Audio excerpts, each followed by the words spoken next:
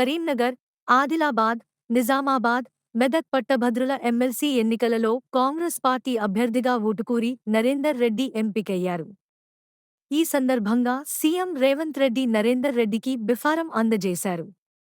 ఈ కార్యక్రమంలో AICC incharge Deepa Das ముంషి, TPCC అధ్యక్షుడు మహేష్ కుమార్ గౌడ్, ఉప ముఖ్యమంత్రి భట్టి విక్రమార్క, మంత్రులు శ్రీధర్ బాబు, సీతక్క, జూపల్లి కృష్ణారావు, ఎమ్మెల్సీ జీవన్ రెడ్డి, ఇతర ఎమ్మెల్యేలు, ఎమ్మెల్సీలు పాల్గొన్నారు.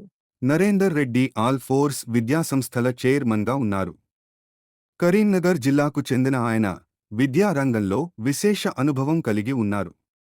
కాంగ్రెస్ పార్టీ ఆయన అభ్యర్థిత్వాన్ని ప్రకటించడం ద్వారా ఈ ఎన్నికల్లో గెలుపుపై నమ్మకాన్ని వ్యక్తం చేసింది.